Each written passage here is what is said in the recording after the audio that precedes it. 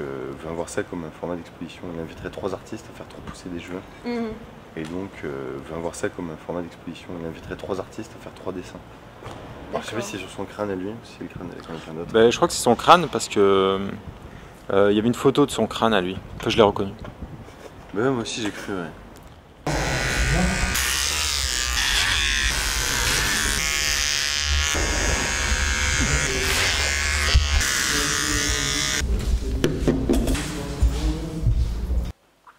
Donc Hamid, faut juste attendre que je sois passé de l'autre côté. Ouais. Ouais, y a pas de problème. Ouais, y a pas de problème.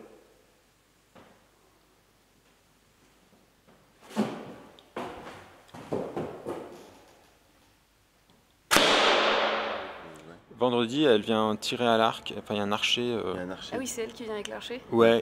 Ouais, bah oui, ouais, voilà. Toi aussi, t'as fait de tir à l'arc, Ouais. tir à l'arc.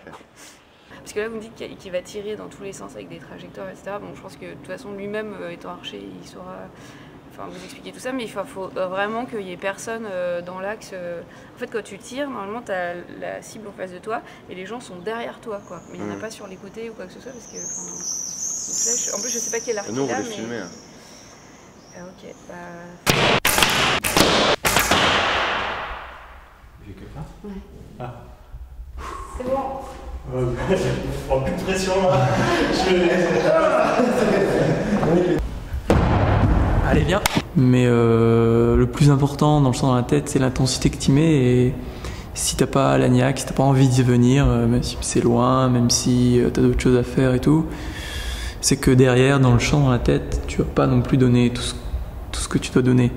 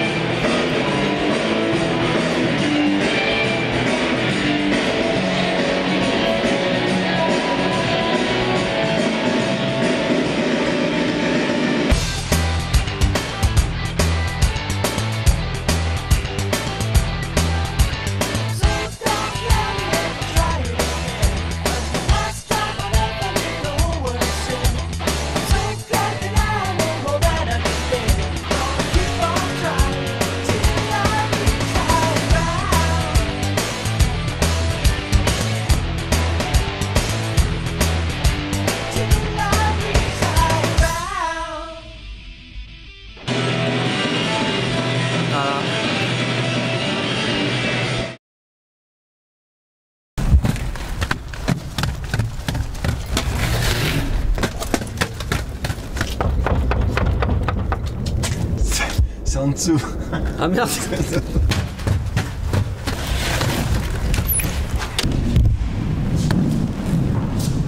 Bonjour.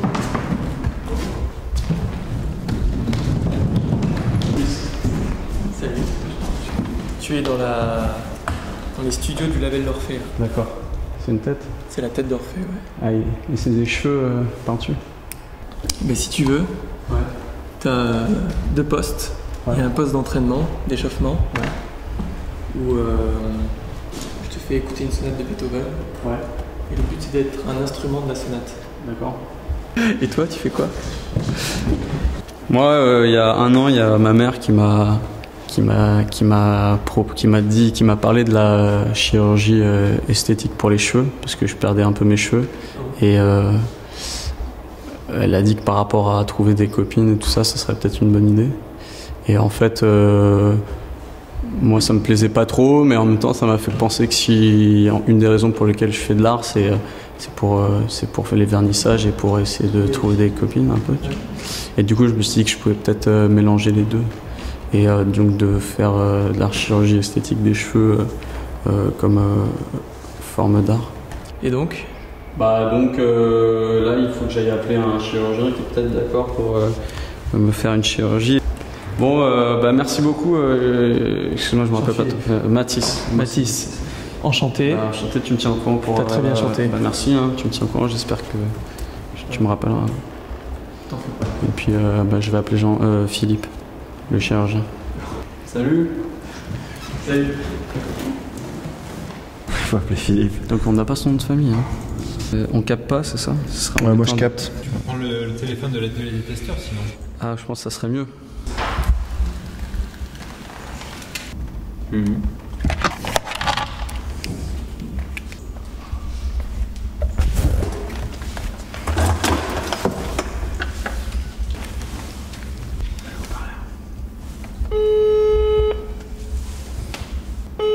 laisse un message. Ouais. Bonjour, vous êtes sur le répondeur SFR 06 99. Merci de laisser un message après le bip.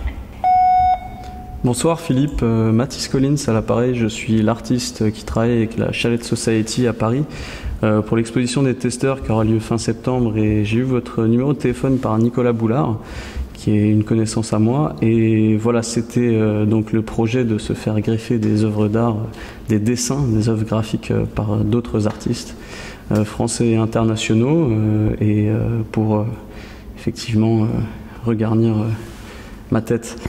Et dans cette attente, je vous souhaite une bonne soirée. Merci.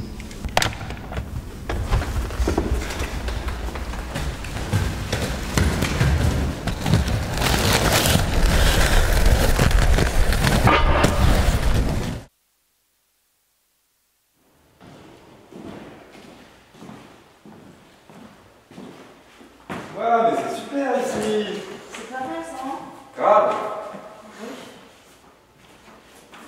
C'est une banane d'une canne à pêche. Ça vous plaît? Ouais. C'est moi qui l'ai fait.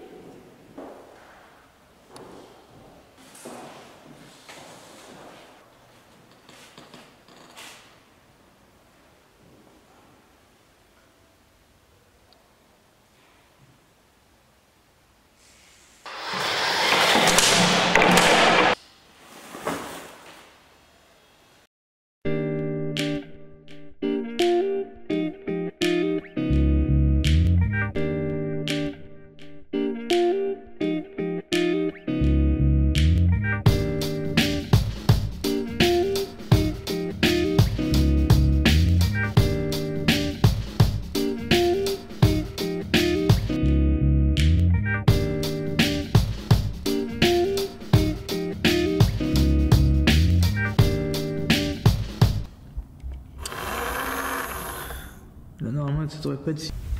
Donc, le paradoxe de Montiol, c'est dans Let's Make a Deal, c'est un jeu télévisé américain. Donc, d'abord, il en choisit une, qui est son premier choix, et à ce moment-là, l'animateur, donc s'appelle Montiol aux États-Unis, il s'appelait, et à ce moment-là, le candidat a droit à un deuxième choix. Il peut soit garder la porte qu'il avait choisie au départ, soit choisir l'autre porte. Et en fait, bien que ce résultat soit contre-intuitif, il a 2 fois plus de chances de gagner la voiture s'il change d'avis plutôt que s'il reste sur son premier avis. Voilà. Elle marche plus ton coup ou pas? Et donc cette installation dans les douches, elle va servir à prouver cette statistique.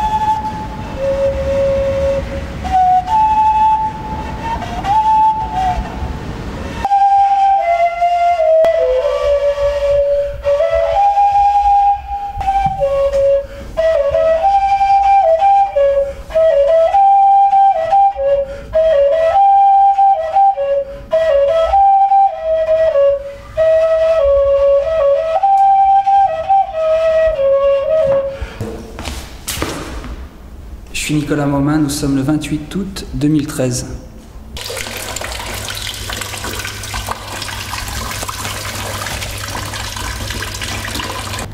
Et Momin, tu peux me laver les mains? Ouais? Ouais? Cool. Ici, là. Par là? Avec les deux mains?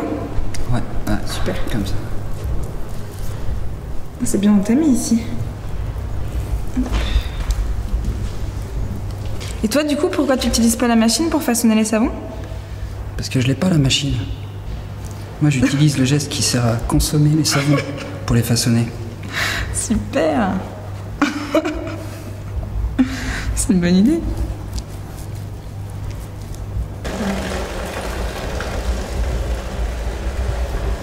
C'est pour le film. Ça va, je fais ça bien? Ouais, très bien.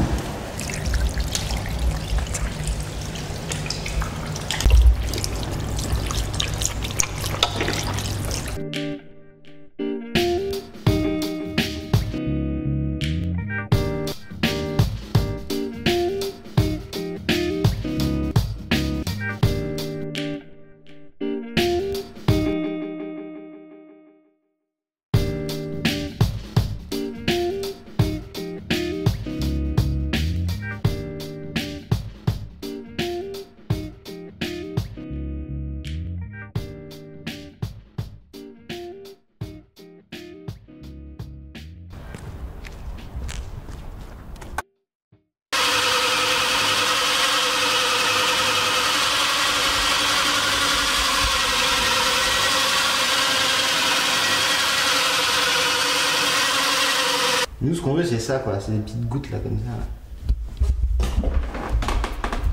Ça, c'est ce qu'il faut faire. Ouais.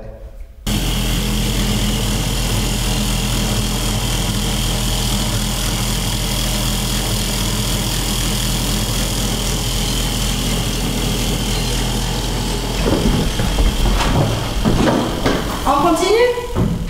Ouais. Casse-toi, Bertrand.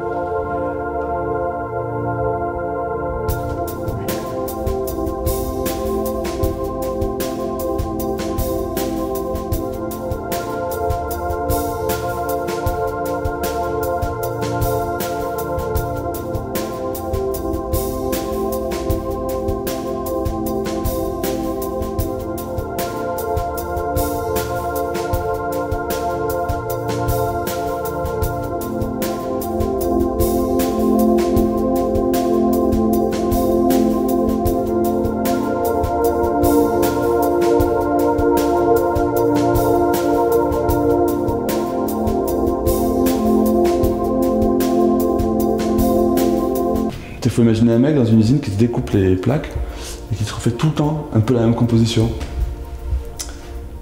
Genre bzz, bzz, bzz, bzz, bzz. Comme ça. Pris tout le temps la même. Comment?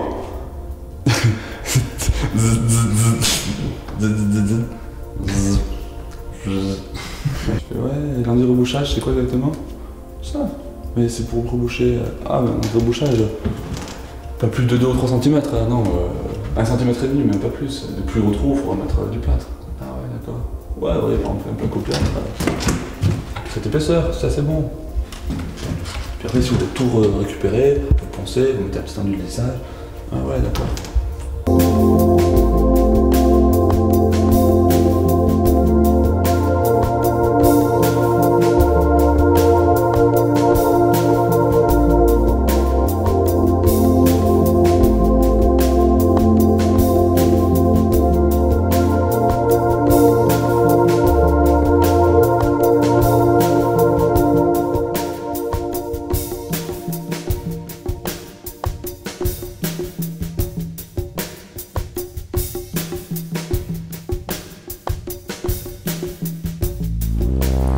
Donc, qu'est-ce qui va varier sur ces supports pliés?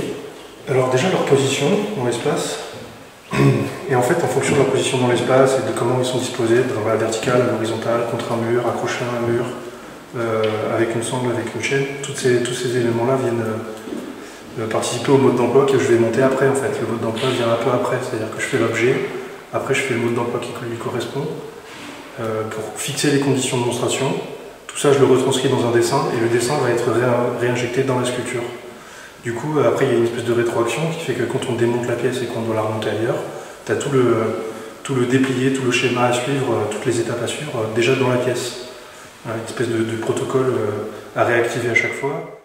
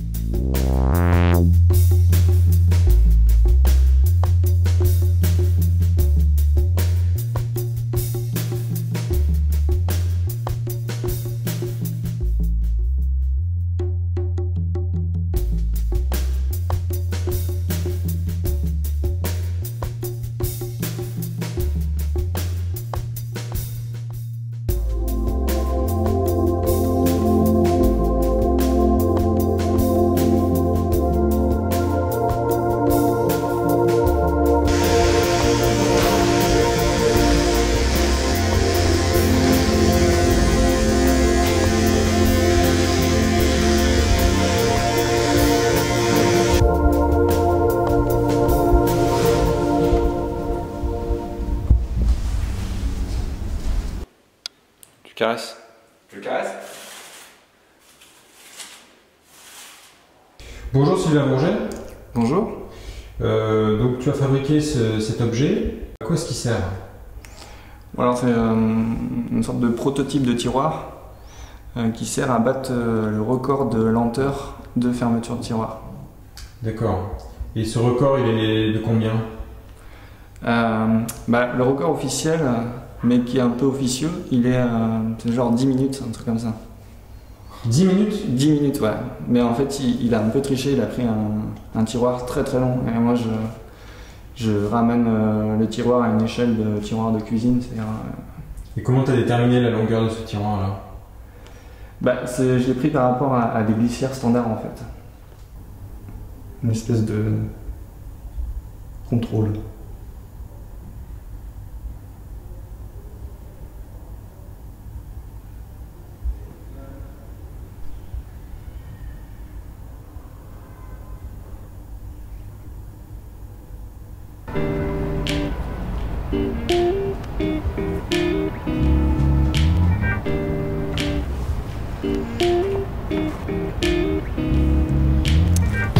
Salut. Salut. Pauline. Jennifer. Tu t'entraînes? Ouais, je me détends un peu. Et donc tu viens ici pour tester? Ouais, je travaille en bas là au premier. Je dessine avec par le tir à l'arc en fait. Ah ok, d'accord. Donc c'est un système de flèches qui sont accrochées à des fils, qui sont un système de bobines et qui du coup se déroulent dans l'espace et créent des cartographies avec le tir en fait. D'accord. Donc c'est une trace. Qui matérialise le. Exactement. Ouais. Voilà. Chouette. Et toi? Moi je teste, tiens, celle-là. À la base, je teste des produits sucrés non solides et à partir de toutes sortes de transformations, en fait, j'essaye de former avec de l'informe. Et donc, par exemple, j'aimerais bien exploser ce genre d'objet pour que ce soit après les...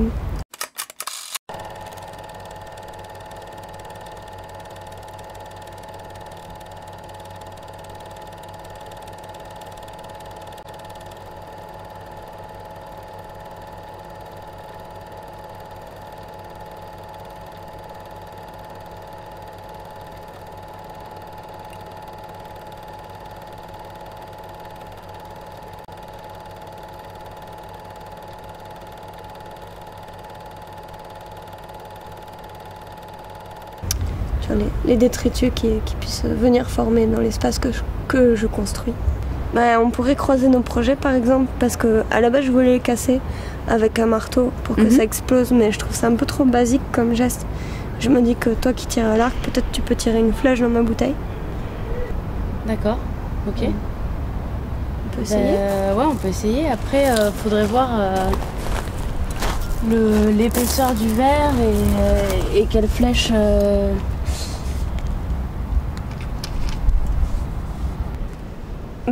Du coup, peut-être que le mieux c'est qu'on aille tester. Ouais, carrément. Allons tester. Allons tester.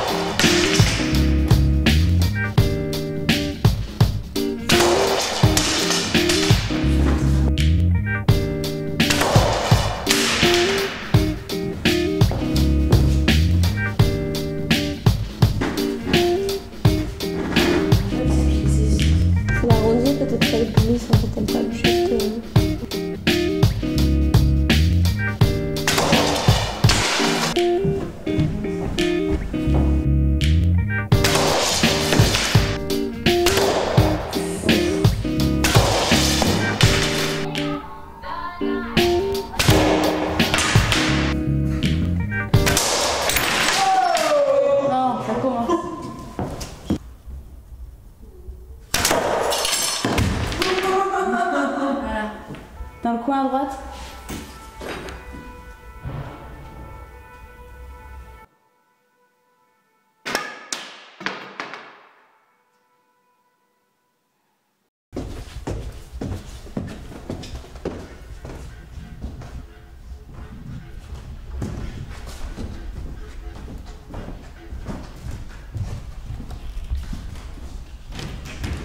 On revient chez Ikea. Merci.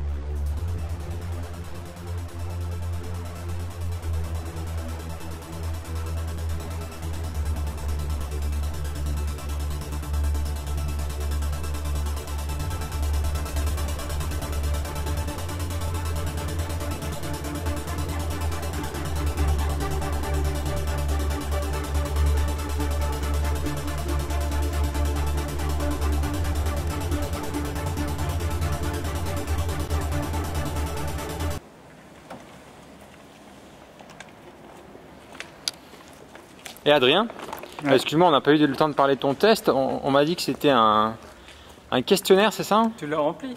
Ouais, je l'ai rempli sur internet. Ah oui, c'est un questionnaire sur la manière de percevoir.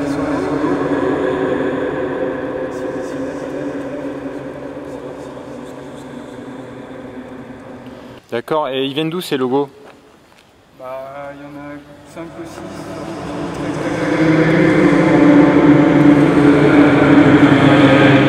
Mais ils avaient l'air d'être pris en photo.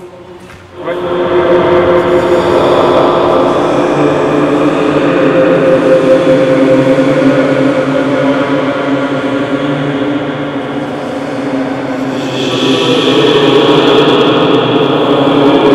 Ah mais c'est cadré trop près.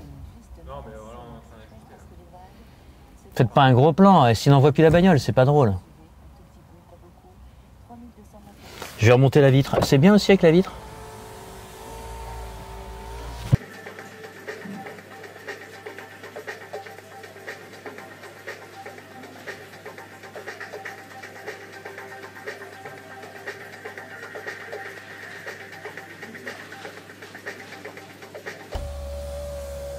Bonjour.